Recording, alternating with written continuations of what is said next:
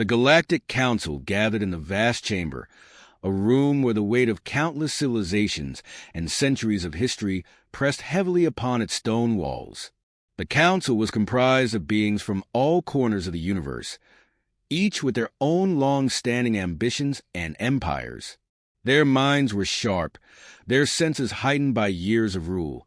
But on this day, they were distracted by the flickering blue holograms projecting the image of an old alien warrior, Xaithar. Xaithar was no ordinary being.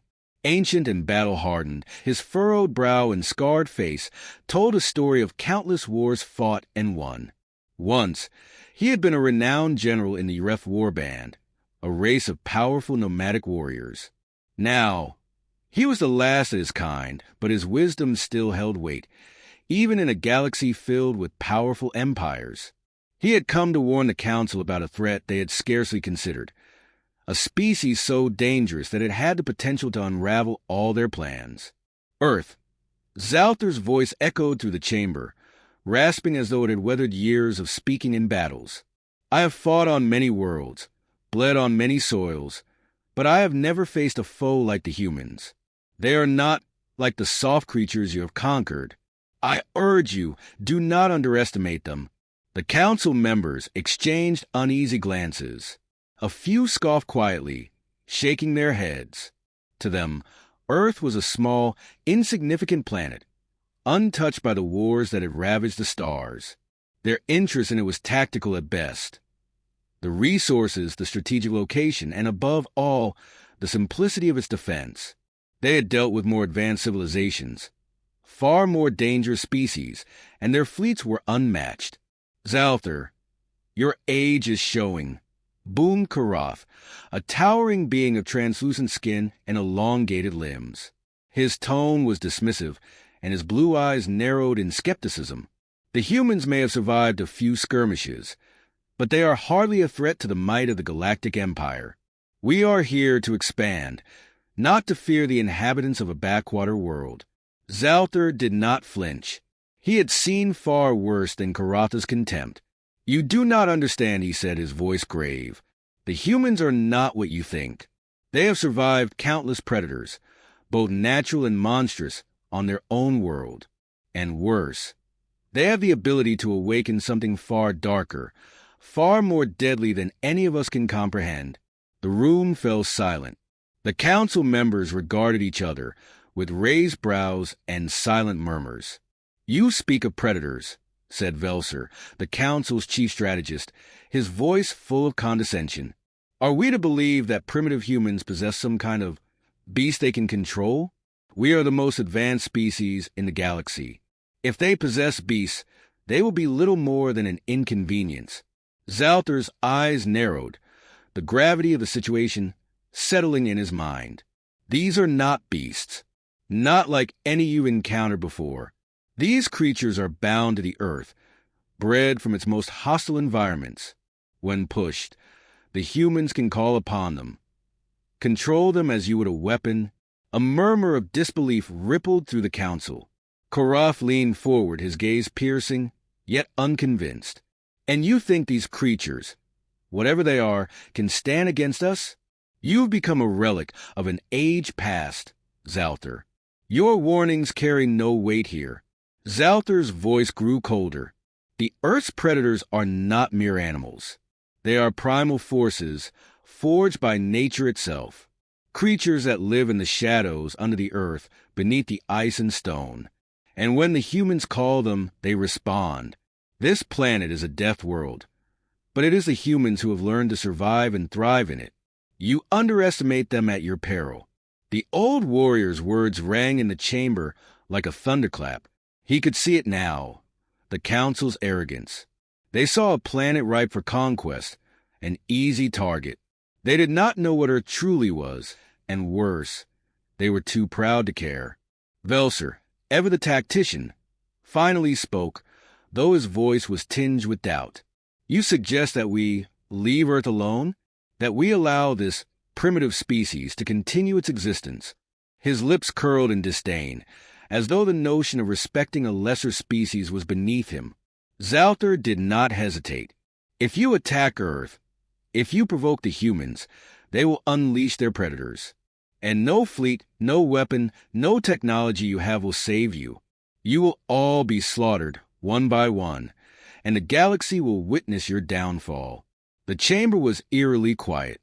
The gravity of Xaithar's words hung in the air, a dark omen. The council members, once so sure of their superiority, now found themselves contemplating something they had never expected to hear, a warning they could not ignore. But even then, the whispers of skepticism lingered. Karatha's voice, smooth and confident, cut through the silence. Xaithar, your stories may have served you well in the distant past, but they do not hold weight in our time. The Karash will proceed with the invasion. We will not waste our time on superstition. Xaithar's expression softened, but his eyes remained hard, filled with the bitter wisdom of 1,000 battles. I have seen this before, Karath. I have seen your kind, proud, dismissive, and ultimately undone by their own hubris. You will regret this decision, and when you do, it will be too late. The council, now fully aware that Xaithar would not relent, turned their attention to the Karash general, standing by with arms crossed. The Karash fleet, with its devastating weapons, had already been deployed, their ships slipping through the void toward Earth's atmosphere. Karath stood, raising a hand in dismissal. The matter is decided. We will proceed as planned. Earth will fall, as all worlds have fallen before us. As the council session ended, Xaithar lingered in the shadows, the weight of the galaxy's foolishness pressing down on him. He knew that the Karash, despite their might, were about to awaken a force they could neither understand nor control.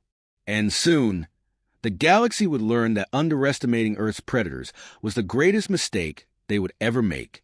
The first wave of the Karash fleet entered Earth's atmosphere with a thunderous roar, their ships slicing through the clouds as if they were cutting through the fabric of the very air itself. The Karash were a race of conquerors, ruthless and efficient, built for war. Their ships were sleek, metallic giants, bristling with advanced weaponry and defensive systems. But even their superior technology could not prepare them for what lay below. General Tarkhan, leader of the Karash invasion, stood on the bridge of his flagship, the Vengeance, staring at the planet below with a cold smile. His race had swept across countless worlds, leaving only destruction in their wake.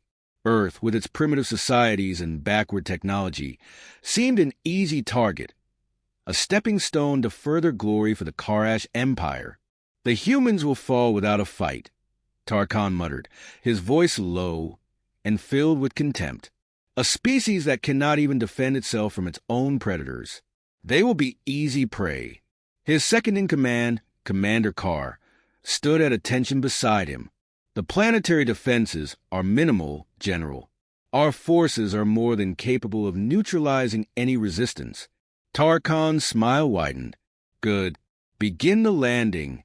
Below, in the wilderness of North America, the first Karash landing parties began to touch down, their ships crashing through forests and mountain ranges with terrifying precision. They had chosen their landing zones carefully, remote, desolate places where human resistance would be minimal, but also regions known for their treacherous environments. The Karash believed this would be a strategic advantage. They could destroy humanity's infrastructure and establish footholds before the humans even had a chance to respond. But what they did not know was that the regions they had chosen were home to some of Earth's most dangerous creatures that had evolved in isolation, adapting to a world where the weak perished and only the strongest survived. And these predators, though they had never been tamed, had one thing in common. They were fiercely territorial. One of the first landing sites, a vast stretch of desert in the American Southwest, lay in wait. The Karash soldiers moved in formation, their weapons drawn, scanning the barren landscape for signs of life. It was the perfect place for an invasion.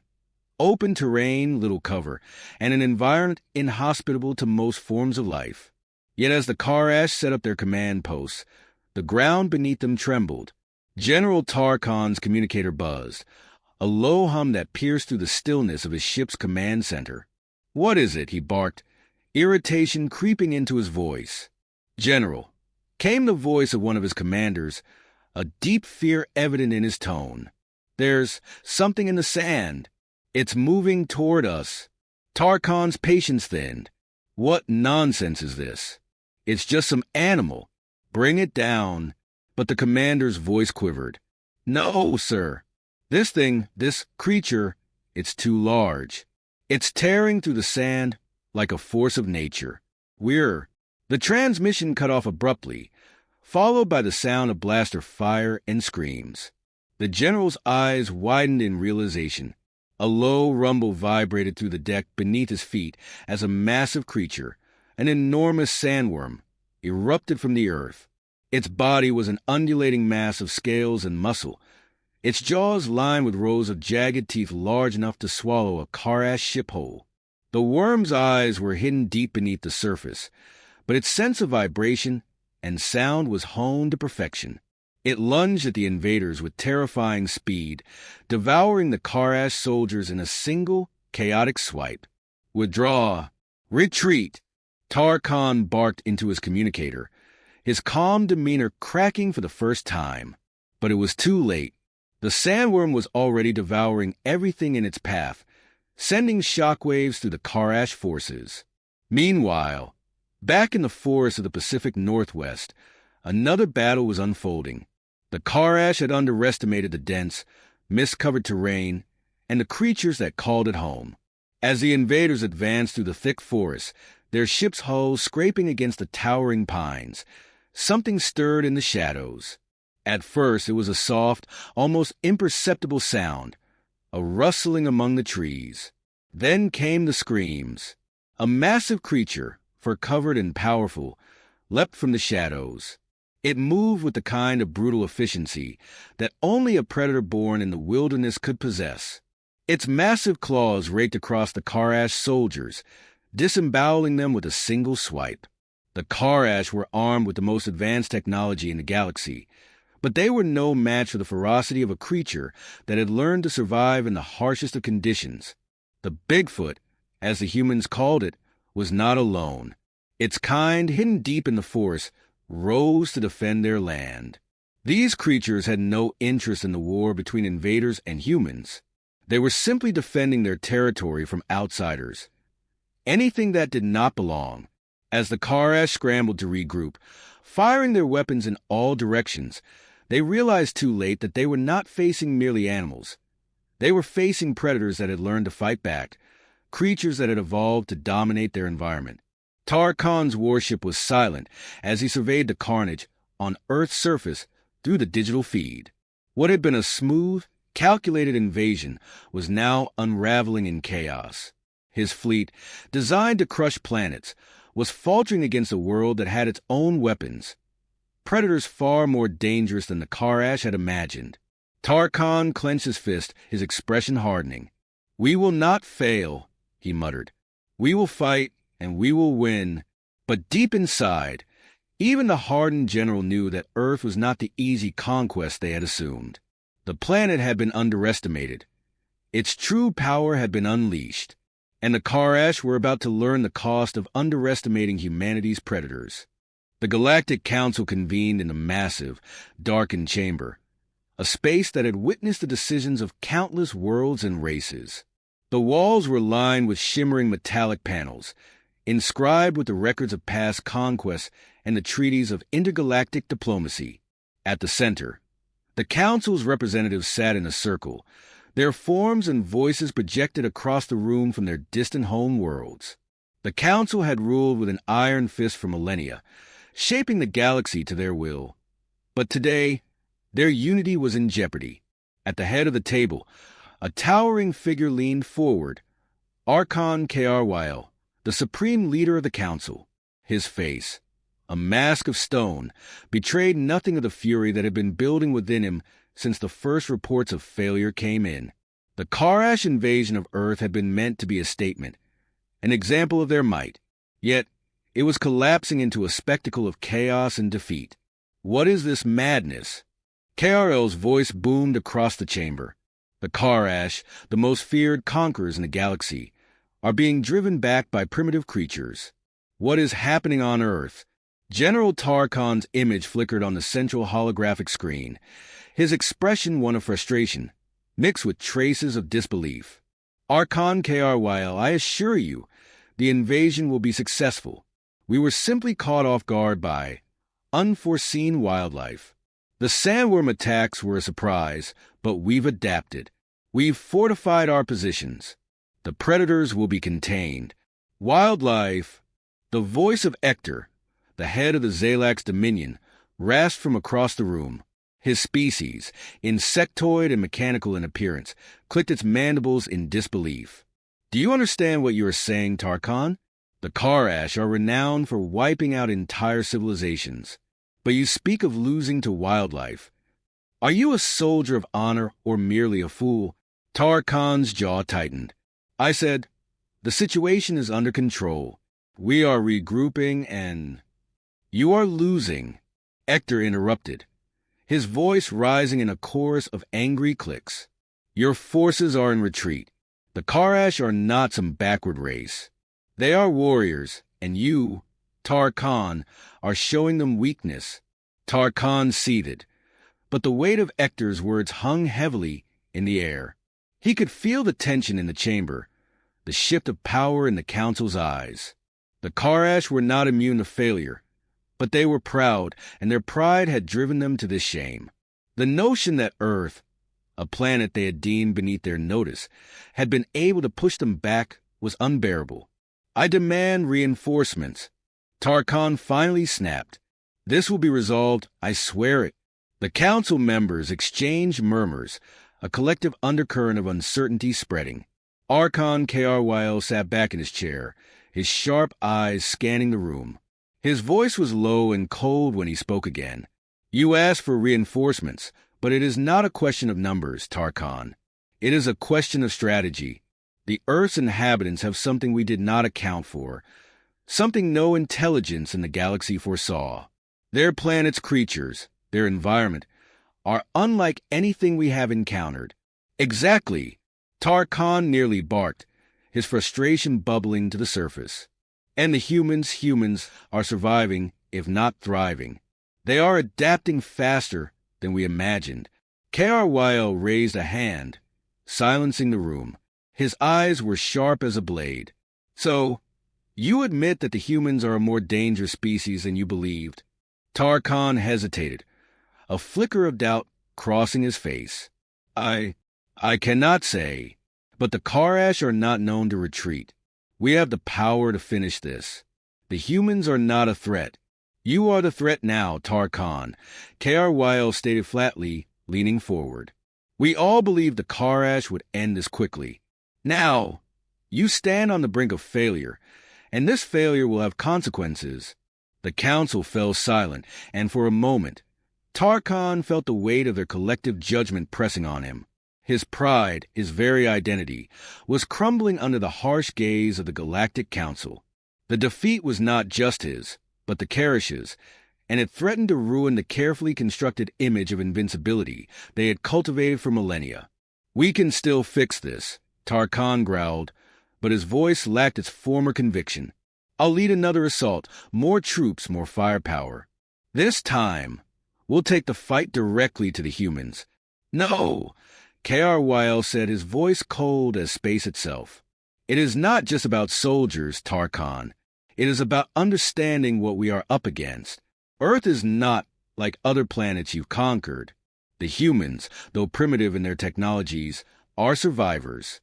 They are survivors because their planet, KRYL paused, a dark smile playing on his lips, has made them that way. It is a deaf world, and you underestimated it. At that moment, Tarkhan, second in command, appeared on the screen beside the general, his face grim.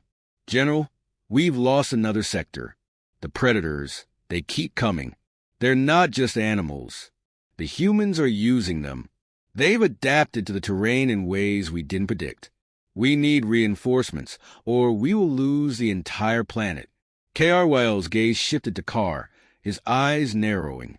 This planet was supposed to fall easily. Now, we see it will not. Do not mistake these predators for simple creatures. They are the Earth's defense mechanisms, and they are far more advanced than we ever imagined. The holographic meeting room fell into a tense silence. The members of the council, each representing different factions of the galaxy, exchanged uneasy glances. The loss of Earth was not just a failure of the Karash.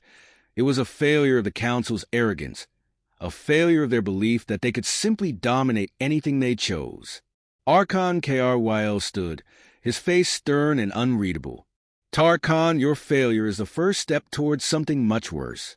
If we cannot subdue this planet, it will have implications for the entire galaxy. We may have to rethink the strategy for this world. You may have started this war, but you will not finish it. With that, the holographic meeting dissolved, leaving Tarkhan to stew in the growing realization that the Karash Empire's ambitions and his own pride might come to an end on this so-called primitive world. The Galactic Council had spoken, and now the reckoning was in motion. Tarkhan's failure would not go unpunished. Yet in the back of his mind, he could not shake the nagging thought. Perhaps the humans, this deaf world, had finally turned the tide in the war.